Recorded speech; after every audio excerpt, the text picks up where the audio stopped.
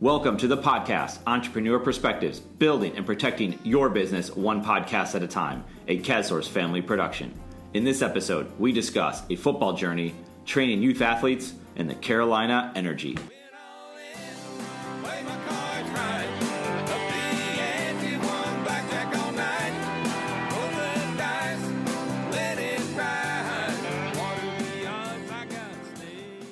Our guest today is Christian LeMay. Christian is a professional football player for the Carolina Energy and the owner of Arrow Quarterback Training. Christian is a native of Charlotte, North Carolina, and recently came back home for an opportunity to play arena football. Christian was a four-star football recruit in the class of 2011. He was recruited by some of the best college football programs in the country, including Florida, Auburn, Clemson, Texas A&M, and many others. He met incredible leaders along the way, including Urban Meyer, Jimbo Fisher, and Mark Richt. He played for Richt at the University of Georgia before playing at Jacksonville State University. Christian's football journey taught and continues to teach him lessons for his business career. With our love of sports and business, you can imagine our excitement to share Christian's story with you. Let's bring him in, Christian LeMay. Christian, welcome to the Entrepreneur Perspectives podcast. It is great to have you. Thank you. Thanks for having me. Absolutely. So, Christian, you've been on an incredible football journey. If you wouldn't mind, start us at the beginning and take us to where you are today. And I'll guide you along the way as we get going here. Okay. All right. Well, how far do we go back? We want to go top one? When did you start? When did you know? We could go there. Yeah. So I want to know when you were a little one and you said, I love this game of football. I got to keep playing it. Basically, when I was younger, I mean, my dad was a All-American at Florida A&M University. So that was my initial start to the love of football, running around the house in his old pads and his old helmets and jerseys and things like that, and then just turn on the TV, watching Sports Center, and just seeing football. And I knew that was something that I wanted to do and be like my dad. But started playing from about the time I was 5 all the way up until now. So I've been playing for a very long time, and I knew that I loved the game. And when I scored that first touchdown, I'll never forget it in flag football. The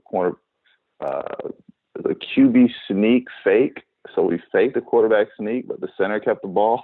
So they actually put me at center for that play, and took it 60 yards. And after that first touchdown, I was hooked. That's it. Game over. Yes, sir. Yeah. So you scored that big touchdown, and you said, "This is it. This is what I'm gonna spend my time doing." Sir. So you grow, and then you get to high school, right? And you live in Charlotte, North Carolina, and I believe you went to Butler High School. Is that right? I did. Home of the Bulldogs. Okay, yep, and very well known. I remember moving here in the early 2000s and hearing about Butler High School and said, that's the high school here. That's the place. If you play football, that's where you go. And I remember some incredible players that came out of there. So tell us about your experience at Butler. My experience at Butler was great. Butler was a great school. It was a great environment. Coach Newsom, Coach Hales, Coach Shaughnessy, those are our three main coaches that coached offense, defense, special teams, and Coach Sanders and all the other, Coach Cowser, all the other coaches that were on the staff. That we had a vast majority of coaches that are actually now all throughout the Charlotte area as head coaches, position coaches, as well as offensive coordinators that were from that Coach Newsom and Coach Hale's tree. So that's a testament to the great job that they did as coaches. But we had a great group of guys. We had one guy that just ended up playing the spring league this past year, Chris Frost. We had Kendall Lamb, who's actually playing right and left tackle for the Houston Texans right now. So we had a few guys that ended up going to the next level playing in the NFL. But we also had a lot of guys that went to the next level to play college ball, including myself. But it was just a special group of guys. Everybody came to work every day, as far as work, from workouts to on the field work to game day. So everybody did a great job, as well as in the classroom, to give themselves opportunity to go to the next level. Yeah, and so you're playing your high school football, and it becomes more than that, because I'm assuming at some point the scouts started hearing about you and they started showing up. I'm a huge college football fan myself. I grew up in Western New York. My parents met at Ohio State, so I became an Ohio State fan. So I know what it's like to live in that world of of what college football is all about and all that goes into it. I don't know what it's like to be recruited by a college, so I want to understand. Well, you're there, and you score that 60-yard touchdown run in your first flag football game, and you're like, wow, this is it. Next thing you know, you're in high school, and people are starting to like, who is this Christian LeMay kid? And we need to go see him. All of a sudden, maybe a scout shows up. You get your first letter. What is that like? Well, the funny thing is, the first letter and the first offer was from the University of Florida. It was actually University of Florida, Virginia Tech, and Florida State, all in the same day. Oh, wow. But Florida is the most unique and interesting scholarship offer I ever received because I'm from Gainesville, Florida originally and moved to Charlotte, North Carolina. When I was about somewhere between 10 and 12, the years just keep flying by. But right. my dad actually worked at the University of Florida. I'm a team chaplain with Urban Meyer back in the day. And I remember I went to camp. Of course, I emulated Chris Lee because he was a quarterback that I have a lot of respect for and still look up to this day. He was him and his brother CJ, as well as Randall Cunningham is the reason why I wore number 12 in high school. Okay. Was because of those guys. Of course, showing respect to the guys that have come before me. And also, Chris was the guy that I wanted to be like. I wasn't as athletic as Randall, so I couldn't be like him, but I could be like Chris. And I wanted to copy everything from his throwing motion to his mannerisms to everything that he did on the field. And I was at the University of Florida's football camp, their youth camp. And then I also went as an upcoming freshman. And I remember Urban saying that he was going to offer me. So he said, one day I'm going to offer you. Don't be surprised when the day comes. He's like, you already have an offer now. But just keep doing what you're doing, and one day I'll give you that official offer call. So the first day of official scholarships, Urban gives me a call, and he says, do you know what today is? I was like, no, sir, I don't.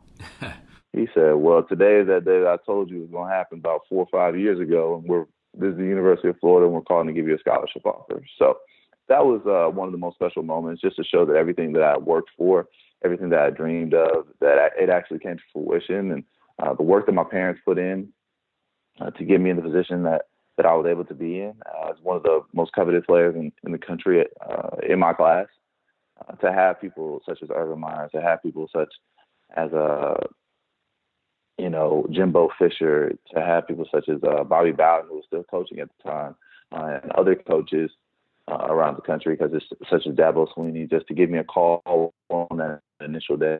Yeah, I mean, it's got to be amazing, right? I mean, to first of all, to be talking to definitely something that I won't forget. Yeah, it's got to be an amazing moment to be at that camp and then to be told that down the road this is going to happen.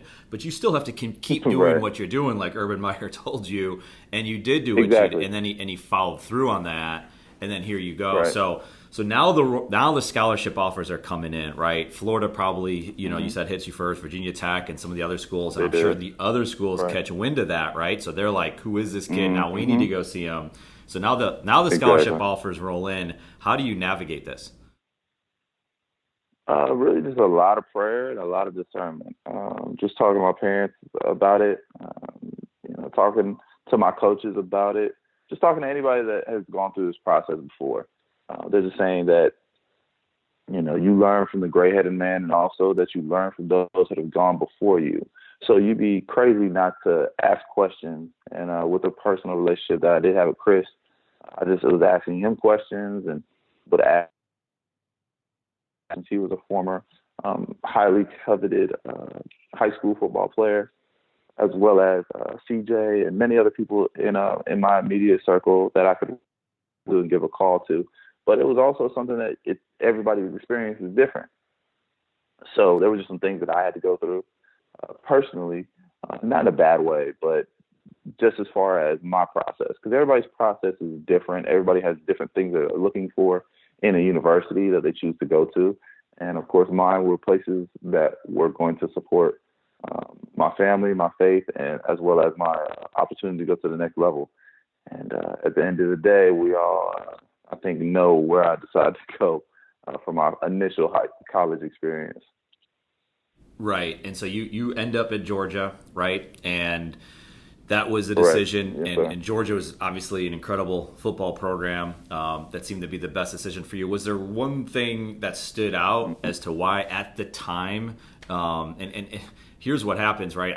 We see this as fans, but we can never experience it as to what's actually going on in these programs. For example, I was talking to, my son plays a lot of soccer, and I was talking to one of his coaches, and she was a goalie. Okay. And she shows up to college for her first day, and the coach that recruited her is no longer at that college. Things changed, right? Immediately. And it had nothing to do with her, right? It had zero to do with her. It had things to do with things that were whether the coach got another opportunity, got fired, they made a change, who knows what goes on. And it's not about the kid at that point. It's about what's best for that person, right? So you decide to go to Georgia, and you obviously had your reasons for doing it. Coach, I think it was Coach Mark Richt, right, was at the time. Now he's at Miami. That's correct. So you go to Georgia, and did things change when you got there? What was that experience like? Because at the same time, there's other players. I don't know who was at Florida at the time. For example, you talk about Urban Meyer. I don't the exact year when it was going on. Is that the Tebow time? Is that Cam Newton? Yeah. Right? Or so is there like you have to make the decision that's best for you and your family, like you said before? Tell us a little bit about, first of all, making that decision to go to Georgia, and then what happened once you went to Georgia as far as the changes that started to take place. Well, I know that it was post Tebow era and post Cam Newton era at Florida. I know actually I was thinking of going to Auburn, and Cam was actually coming out that year. So I would have probably either backed up Cam for a year, or it would have been the year after he left. Right. Okay. But at Georgia, that was the Aaron Murray initial year. So that was his redshirt freshman year. Okay. And it was kind of a rocky year, kind of a shaky year. And then as well, they had Hudson Mason, who ended up being a pretty decent quarterback as well for Georgia. We all know how Aaron Murray's story ended up. You break all Peyton Manning's records in the SEC, you're doing pretty well. Right. I think as well as wins, passing yards, efficiency. So I definitely was able to watch a lot of good football sitting behind him on Saturdays. But it was definitely an experience that I enjoyed. As far as off the field, I got a lot of off-field accolades. I actually was an SEC Academic All-American in 2014 in my last year at Georgia. So that's something that I definitely hold near and dear, because that means you have to have above a 3.5 GPA during the course of the football season. So that's something that I definitely hold tight to. But it was different for me.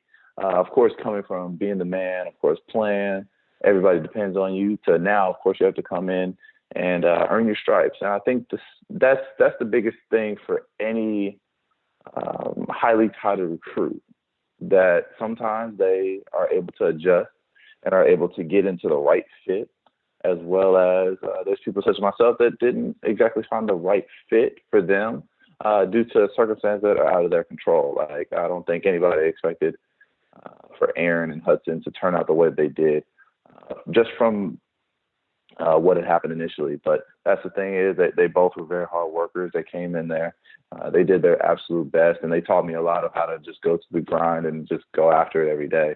But the biggest thing for me the good thing was that I actually focused on my education.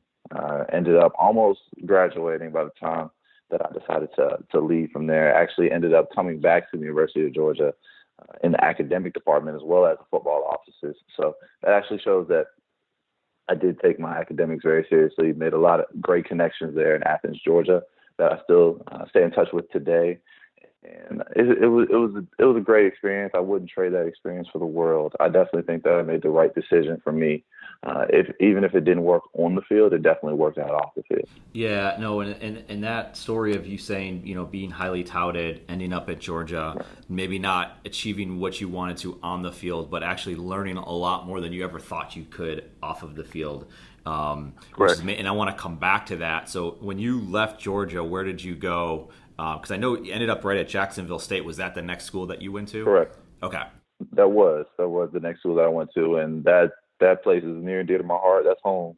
The good thing is for me, a lot of people say that their college is home. I have two homes. So I'm glad that Jacksonville State was so welcoming to take me in and give me the opportunity to play. Give me the opportunity to play a whole lot more than I would have at the University of Georgia. Everything, it's not the smoothest ride, of course. Transferring, that's never easy.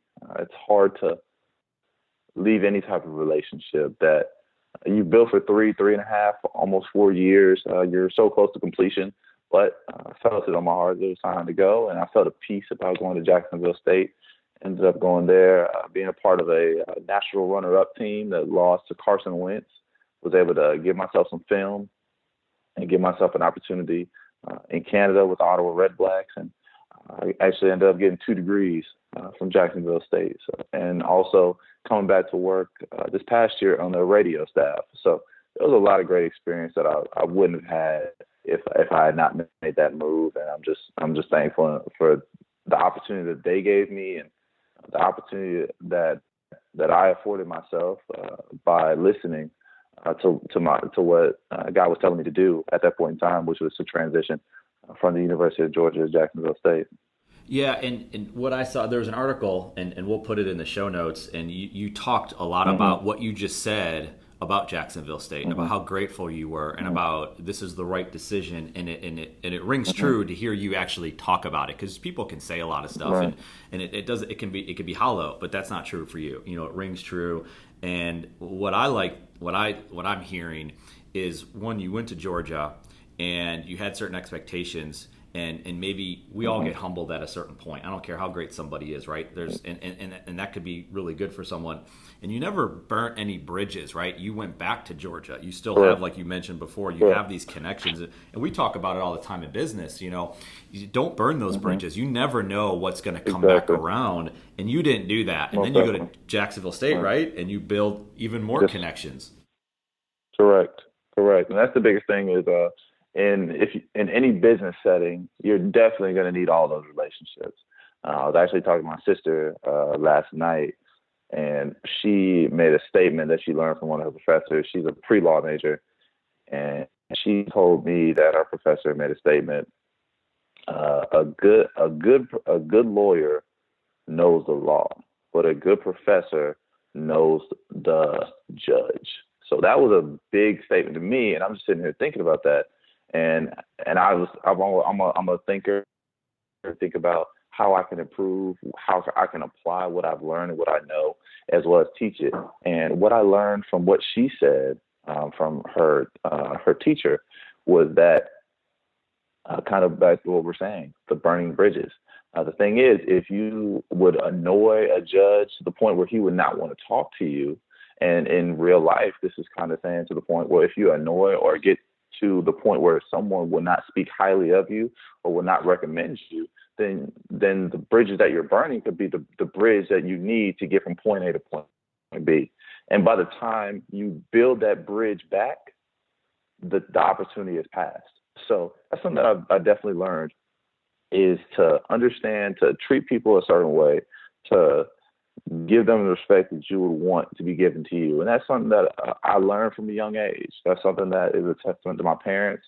They did a great job raising me and my siblings. And and that's what I try to tell a lot of young athletes today. Don't focus on this 3 to 4, possibly 5-year period, but focus on the day-to-day of how you treat people, how you give respect to your elders in a day and age where that's something that's forgotten in a lot of cases. So I definitely give a testament. It's no testament to me. It's definitely a testament to my parents of how they raised me to be, and I'm still holding true to these things. And if you train up a child in the way he should go, he shall not depart from it. And that's definitely something that they have done to me, and I'm glad that I'm bearing the fruit that they put into me.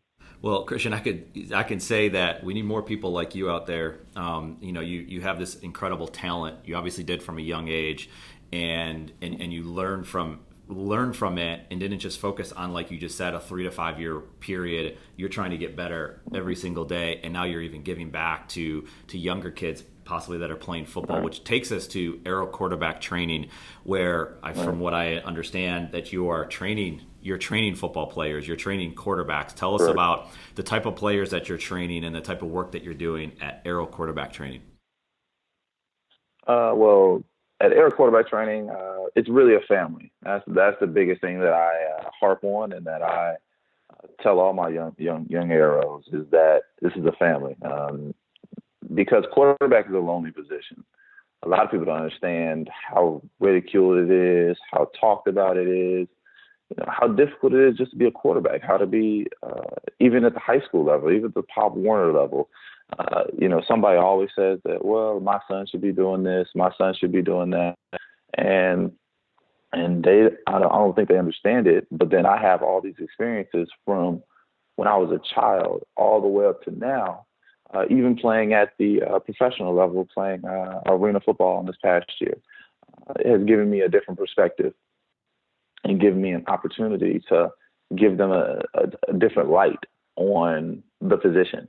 So with my training, I always like to train everything from the mind, the body, and the soul as well, because and it's a saying that where the feet go, the body shall follow. So definitely want to take care of all of that physically as well as mentally and spiritually. So I try to incorporate life skills into our training just to make sure that my young men are prepared. And one testament that I will say, it's not to me, it's to the guys and their hard work from their training. I actually have a guy at Jacksonville State, and as well as I have a guy at the University of Georgia, which is funny how that all works out. So I actually was able to work out with my guy from Georgia on this past weekend, and he was like, Coach, everything that we talked about, everything that you showed me is still applicable. And the thing is, I played in a pro style system, and I was able to tell him, I was like, look, everything's going to be different. You're going to make calls, you're going to make checks, you're going to make reads that you are not used to in this typical spread system. And that was something that we were able to talk through and work out before. And he was prepared, and he's been able to go in there and be able to compete. So, and then my guy at Jacksonville State, I'm able to tell him, it's like, I just sent him a message the other day and said, so how is that Y stick working for you? He's like, man, Coach, that's one of the hardest plays to ever learn. So it's a fun experience that my first go round of having high school seniors, they are able to go to two of my two homes. So I'm actually not even going to be torn between the two. I'm actually so happy and excited about it. It's been a blessing. But Air Quarterback Training just started out of people begging me to do it. I mean, I really am a guy I like to keep to myself and just stay with my family. But there was a mother, her name is Miss Anne Marie, and I actually worked at camp. It's a funny way how things work out, kind of about cultivating relationships. One of my mentors at the University of Georgia that we went to church together, as well as he was a former player, and he was in the city in Athens. And he said, hey, Christian, what you doing? And because we ran into each other at the store one day. And this is during my internship at the University of Georgia, working at the academic and the football department in the summer. So he said, what are you doing on Saturday?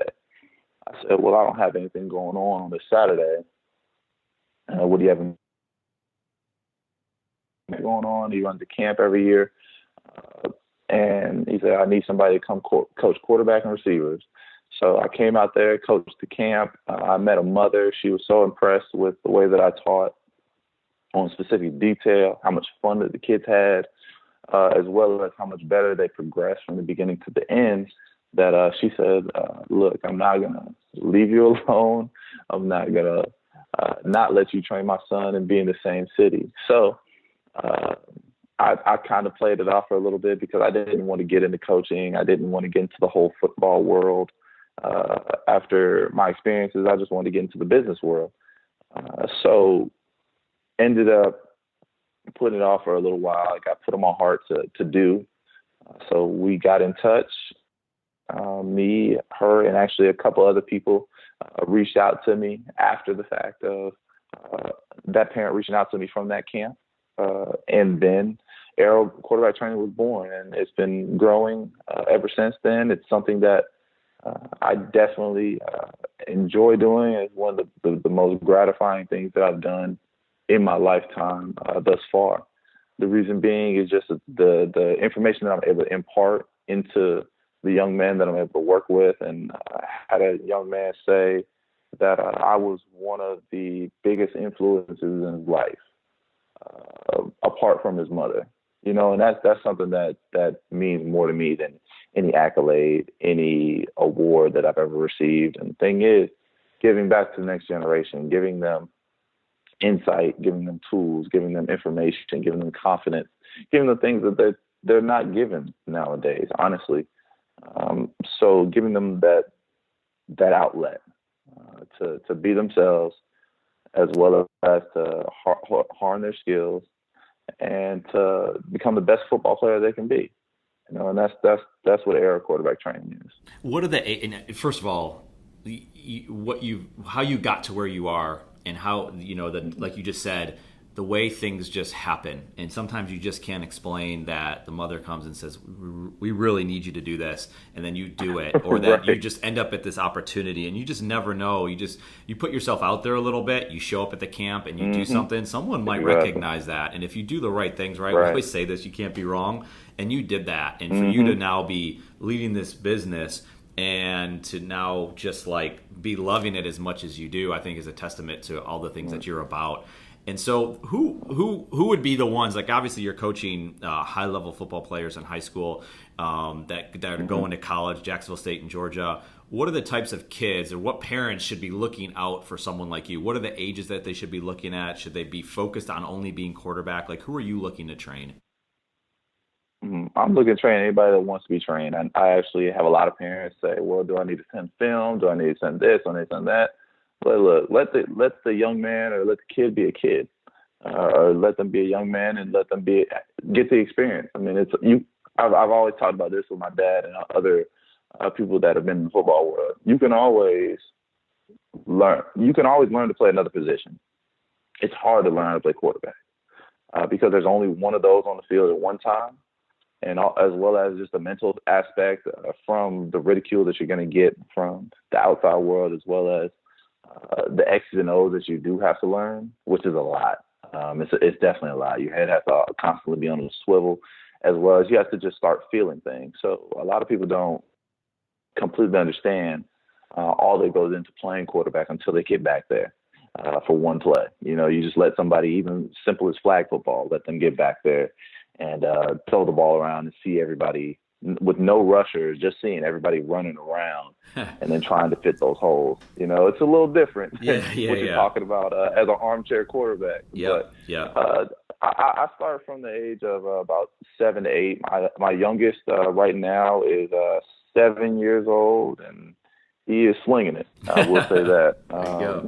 I came out there on last Saturday. He came out there and was just in awe of the fact that he was able to meet a guy from the University of Georgia, and I actually trained his high school's quarterback as well. Wow! So that's kind of just something that I'm actually very excited about, and that's why I say it's a family. Yeah. Because we have a quarterback that he wants to be like, that he gets to work out with, as well as his own high school's quarterback that he gets to work out with, and 3 other quarterbacks that are in his area. Yeah. I mean, that's an experience that he's going to be able to talk about and be able to have for the rest of his life, honestly, as he continues to grow up and become older. And kind of the way that I looked at Chris Leak and was, wanting to be like him, and Tim Tebow and all those other guys, but they were from a distance at some point in time. He's going to be able to grow up with knowing these guys personally and being able to tap into that well of knowledge the whole time, which is going to help his progression. But during the training, I had him at a session earlier, and I try to break the sessions up. The younger group, I try to have them separate so they can watch the older guys, because I want them to watch the older guys and say, oh, wow, we're doing the exact same thing. Or we're doing some things there's going to be some things that are, of course, the same from when you're the ground up all the way to the top level. But some things, of course, are going to be progressed and pushed forward. But the fact that he was able to watch active college quarterback at his favorite university, get pictures with him, shake his hand, and see that, you know what, if I keep doing what I'm doing, which is some of the things are exactly what he's doing, I can get to where I want to be. So we definitely start training from the age of about 7 to 8, as long as they're focused and they really want to get after it and get to them. I'm not going to be hard on them. I'm not going to be demeaning. Everything's going to be uplifting. It's going to be fun. We're out there laughing, joking. That's the biggest thing. I think it's interesting when people see a group of my guys working out. They'll come because we're literally laughing and joking the whole time. It's like I said, it's like a family reunion every time we get together, and a lot of fun. But that's from the ages of 7 all the way to about 18, and then of course the college professional level, and just keeping it grow from there. Yeah, well, you're bringing the sport back to where it should be, right? It should be fun. You should Exactly. be going out there to. It should be. Yeah, Correct. and a lot of people don't have fun with it, and then they get burnt out, and they want to leave, and they want to get out of it. But you have this kid showing up who's probably wide-eyed, and you see the stories, right? Like you have the story of the 60-yard run that you had, and as an Ohio State fan, Right. the quarterback this year is Dwayne Haskins, and they have this amazing video of this kid. And I can't remember how old he was at the time, but he's at Ohio State's campus wearing the jersey, talking about, I want to come to this school when I'm older, and he's like this little kid at the time. And sure enough, now there he is. Like that's the stuff dreams are made of, right? And then you go there, Yes, and you're helping this young man do the same thing in your world. And who knows where he goes? Maybe he never plays football. Maybe he just goes on to something else. But there's a lot of lessons to be learned in all of that.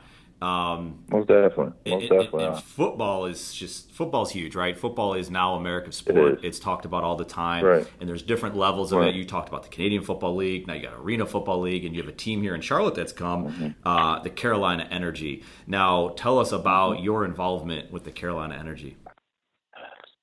It was a wild ride for me this year. The Carolina Energy was actually Coach Jermaine Smith, who's one of our defensive line coaches as well as linebackers, and does a great job coaching around here in the Northern University area. If you have a young child or anybody that wants to do cheerleading or anything, I definitely look him up and look up his program. He does a great job of running that organization up there and training kids in the way that they should go. He actually was one of our coaches with the Carolina Energy, and I met him actually while I was coaching I was actually the quarterback's coach and offensive coordinator with Coach Andre White, who I definitely want to give a big shout out to and say I appreciate him for giving me this opportunity to get into coaching. And he allowed me to become the offensive coordinator and QB's coach for that first annual Youth Shrine Bowl game that was played in Matthews on this past December. And during that game, I was actually able to meet Coach Jermaine because I coached one of his quarterbacks, which is a quarterback that I train now through Aero quarterback training here in Charlotte. Actually, was not expecting to get back into playing, but it was something that I, just got put on my heart to do. Was able to pray about it. Was able to just think about it. Ended up making a decision to go to Green Bay. Went to Green Bay, Wisconsin, played for a team called the Green Bay Blizzard, and played against some great competition. Played against, of course, Cedar Rapids, played against the Arizona Rattlers, played against the Nebraska Danger, played against the Iowa Barnstormers.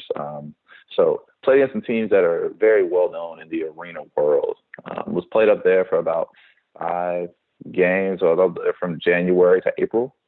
And just stayed in touch with Coach Jermaine. He had actually sent me a message on, I think, Facebook Messenger or Instagram or one of these social media platforms. And I said, hey, do you want to come down? I was like, Coach, I would have restarted my career, of course, in Charlotte. That would have been great if I was not already previously committed to go to Green Bay.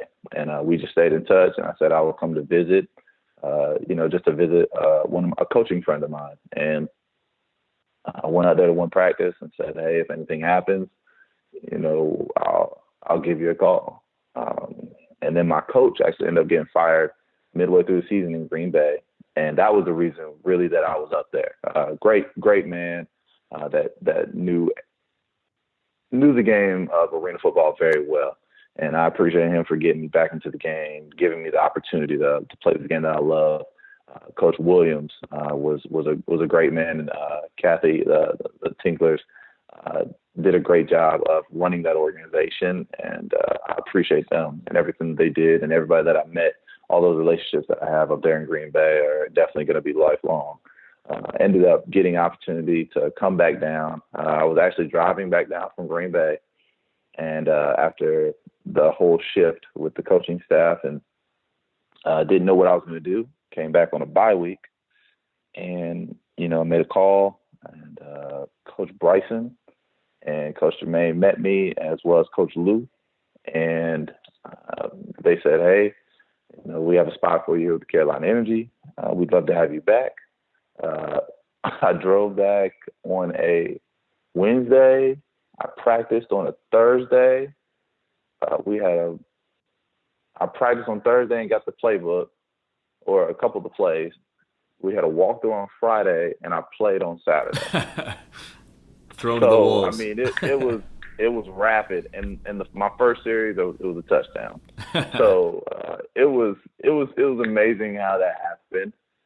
There was definitely some things out of my control that were involved in that I'm just thankful that it got me back home, because I haven't been able to play a game here in Charlotte since I played against Anthony Carruthers and Independence and Tommy Knox's last game coaching as an Independence Patriot in the state semifinals at Providence High School. And I will never forget it, because I threw 2 to 3 touchdowns to Anthony Short on a corner route, and we only used half the field because the other side was wet. I definitely remember that like it was yesterday. But just gave me the opportunity to be able to be back home. I love being able to play here at Bojangles Arena. Look up in the stands and see all 5, 6 of my family members, from my grandmother all the way to my baby brother, my mom, my dad, my sister, and my other brother. My brothers and all of them go to UNC Charlotte. So I've always been the one that's been away at Georgia, Jacksonville State, and all these other schools, and they've always been the one at home. So I'm always missing all the action. Now I'm actually able to be at home, playing in front of my family, playing in front of my friends. Of every game that we played, I was able to have one of my friends from high school come up to me, or one of my friends that I knew in Pop Warner just come up, and it was a reunion. I hadn't seen them in years, just due to growing older and different life experiences. Like, I was in college and they were in college, and now we're both back in Charlotte doing what we love, whether it be on the field or them in their respective field. So it was great for me. I definitely had a great year. Got my first real taste of football in a good little while. I have not played since 2015 until this past year. So it was an adjustment for me to get used to getting hit. Definitely was a lot of Epsom salt used. Now, is this something that you're going to continue a lot with? Of green alcohol. Yeah, I'm sure. Is this something you're going to continue with? That's something I'm. Yeah. I have no clue. I mean, of course, my goal is, I would definitely love to get back to Canada. That's everybody's goal. I would love to get back to Canada, get to the NFL, and with all these other leagues popping up, the Alliant League, as well as other arena leagues. I'm not sure what my next step is. Right now, I'm just focused on aero quarterback training, as well as being a sideline reporter for Jacksonville State on this upcoming season, and possibly a TV opportunity doing that as a sideline reporter. But air quarterback training is definitely my heart, and something that I'm very excited and blessed to be able to do. But the football thing is always going to be there. I'm always going to be able to throw a nice little 10-yard, 12-yard out route on the money. That's it. That's something I'm always going to be able to do. That's all. You're not going to lose that. Well, I mean, and that's the Definitely thing. not going to lose that at all. Yeah, you keep doing what you're doing, because we see it, and we're going to be watching closely now. If you are playing here, playing somewhere else, we will be watching it. I mean, you don't know what's going to happen, and I think you said it best. You don't burn bridges. You respect who came before you. You learn from others. You learn from your mistakes, and you keep getting better at it. And we tell ourselves the same thing all the time.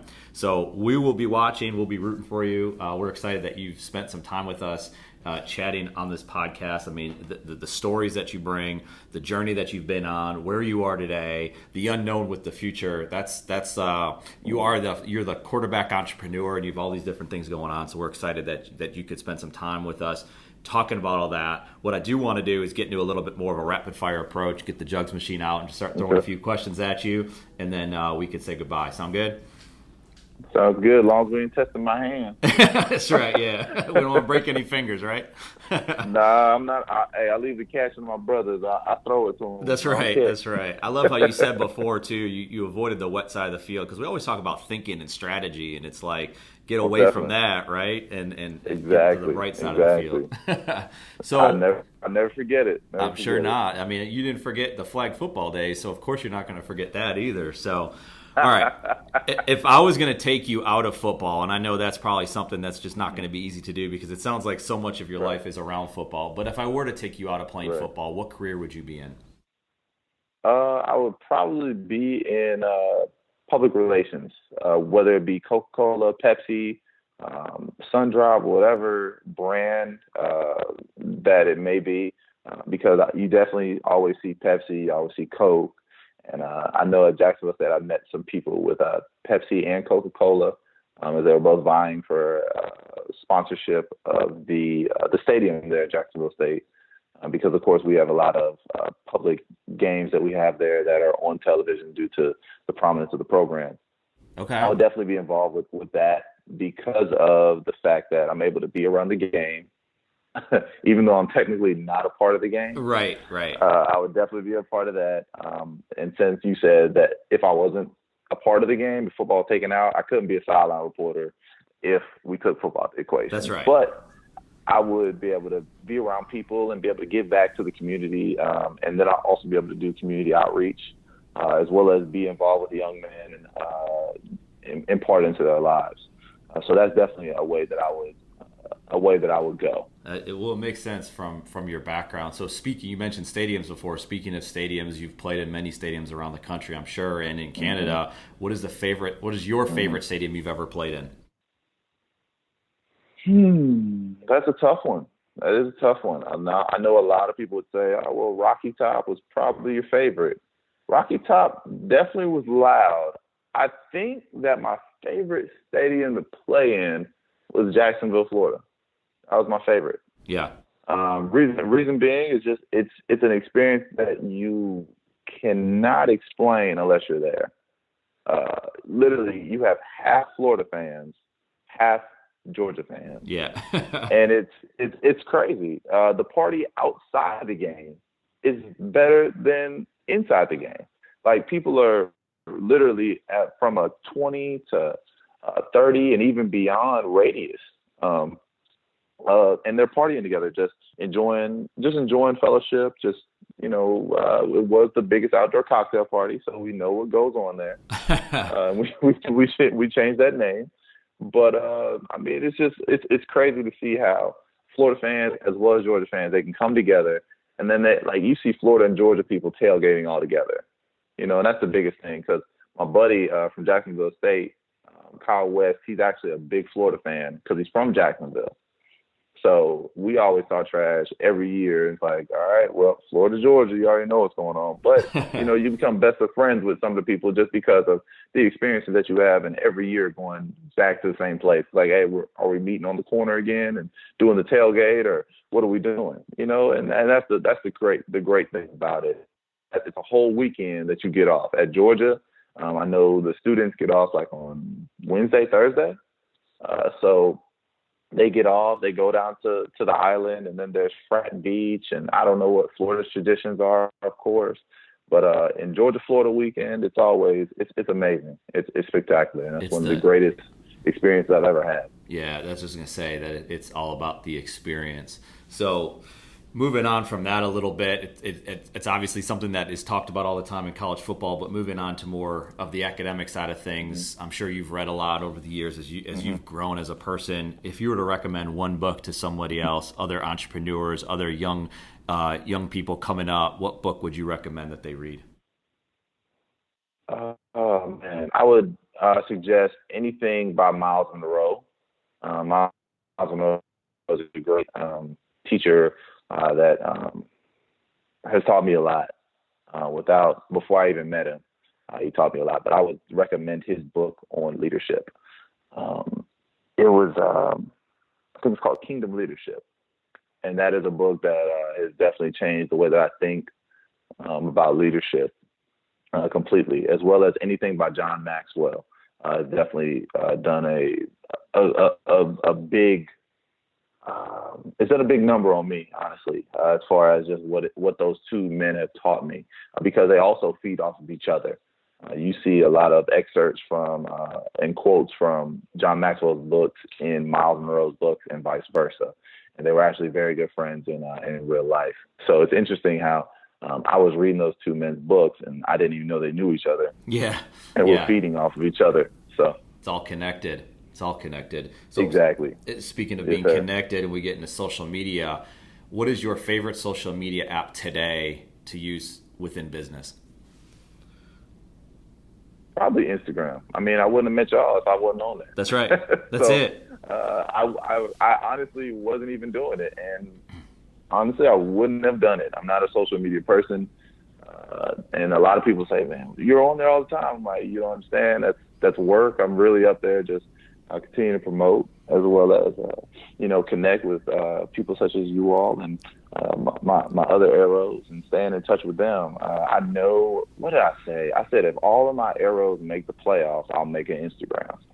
And sure enough, there it they is. All made it, and then Instagram was made. So that's it. A man true to his word. That's right. It's funny how everything happens. It happens. Yeah. Well, it happens for a reason. It does happen for a reason. I was able to stay in touch with them. And that's the reason why I made it, was just to stay in touch with those guys. Well, and that's it. Where's their attention? And stay up with what they like to do. Right. Exactly. Where is their attention, and where do you need to be? If you want to be a part of that, then you need to be on there, and then you can meet. No different. Exactly. That's why we're on there, so we can meet people like yourself. Exactly. So exactly. And here we are recording this podcast. I'm assuming you listen to podcasts, right? Mm-hmm. Yes, sir. What platform? iTunes, Spotify, Stitcher. What's your favorite podcast platform, or what is your go-to platform where you listen to your podcast? I go to, of course, iTunes, Tidal. Those are my main two. Okay. Tidal and iTunes. Okay.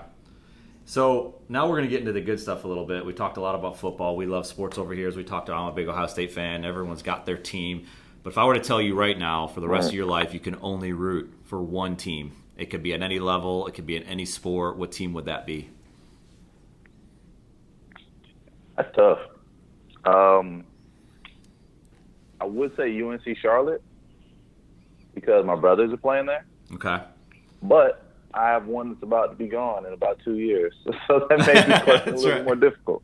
I get it. I would probably say, and then it's like I want to say Georgia, but I want to say Jacksonville State. Yeah. I mean, I really can't. I can't pick one. That's it. My heart's torn in a lot of different ways. I'm about to have a lot of guys in a lot of different places. Yeah, so. You're in a different position than a lot of people because you've been at these places and you have people at these places. So we're going to grant you that exception where you can root for all those teams, and for sure, I think that makes a lot of sense.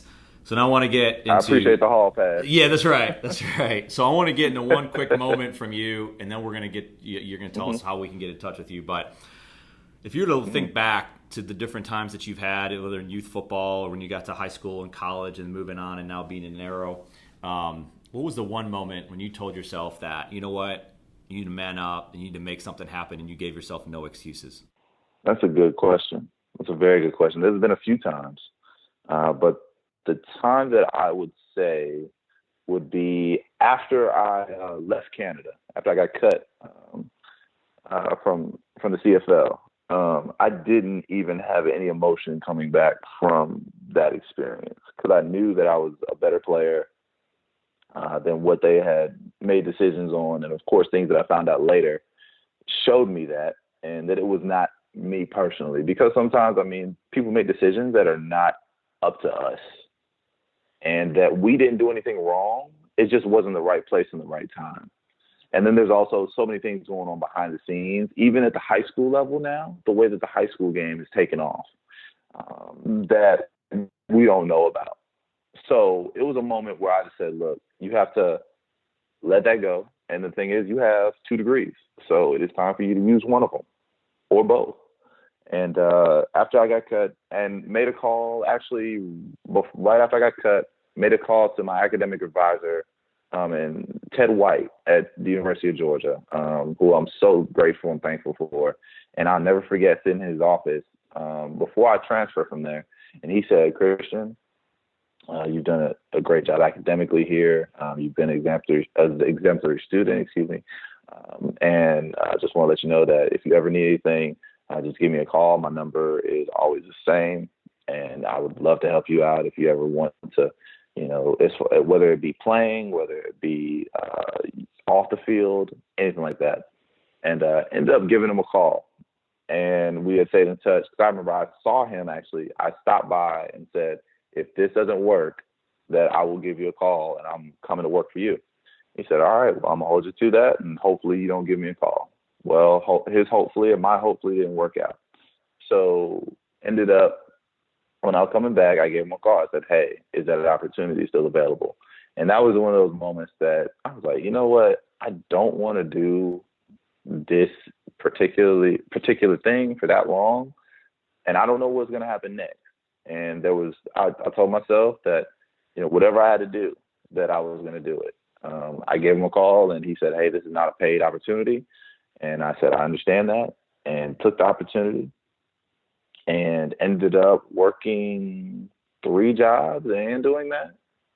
So I was working, and I was finishing up my last class in graduate school, which was that internship, as well as one other. I had a huge paper, like a 20-page paper that I had to write. And this was in a month span. So that was one of those moments I said, look, whatever I have to do, I have to get this done. And that was just a point of growth and maturity. And the thing is, for me, I made that call. I moved to Athens, and I had 2 of the 3 jobs in less than 3 days of being cut. So that was a turning point in my life, especially the first move that I made post football, post graduate, all that stuff. So that was my first real move as an adult. Yeah, and that was the moment that I said I have no options. And people are always asking me, it's like, why do you work that hard? And it's just the example that I was set from my parents. Both of them are very hard workers, entrepreneurs, and own their own businesses and own companies. And I learned how to do it from them. And that was the moment that I said that what would they do? They would do whatever they had to do, and ended up working those 3 jobs, and now we're here. So that's it. Well, Christian, I appreciate you sharing that story with us. What is the best way people can get a hold of you? Obviously, you're on Instagram. I'm assuming that's one spot. Is there any other way that you'd want people to reach out to you? Yeah, Instagram, C12 LeMay, LEMAY. And then once again, that is the letter C, and then the number 12, LEMAY, on Instagram. And then on Facebook, I have a page, Arrow, ARROW, and then quarterback training. So Arrow Quarterback Training on Facebook. There's a page on there, as well as you can reach me on at Christian Champion. Yes, my middle name is Champion, LeMay, on Facebook. And just send me a DM, send me a message on there, and just let me know where you are, and we'll go from there. We'll get things going. Definitely look forward to the new guys that we're about to gain, and also want to send a big shout out to my guys up there. And I actually have a couple quarterbacks, and one down in Alabama, and another one in Philadelphia. So we definitely train all over the place. And also Coach Harry Jones, just want to say thank you for him. And he's a connect that I have that connected me with a lot of guys. So just want to give a big shout out to him as well. Absolutely. Well, this is the platform to do it. Christian, I appreciate you coming on Most here, definitely. telling your story, sharing your journey, what you've learned, what you're continuing to learn. It's awesome. We love talking to people like you, and especially you. So thank you again for your time and joining us on the podcast No today. problem. No problem at all. Thanks for having me, and definitely look forward to coming on in the future with more good news. Christian, it has been absolutely awesome having you on this podcast. From your love of the game to your love of learning and business, every entrepreneur and football player can learn from you. The perspectives from Christian on his football journey to building his own business are now perspectives you as a business owner and entrepreneur can use for yourself. And for that, Christian, thank you. And for anyone looking to talk to Christian about his journey or to learn more about his quarterback training academy, we encourage you to reach out to him. If you have questions, feel free to reach out to me directly. You can find me on LinkedIn or contact me on Twitter and Instagram at Eric_Kaz. Thank you for listening to this episode of our CAZSource podcast, Entrepreneur Perspectives, building and protecting your business one podcast at a time. Until next time, we're out of here.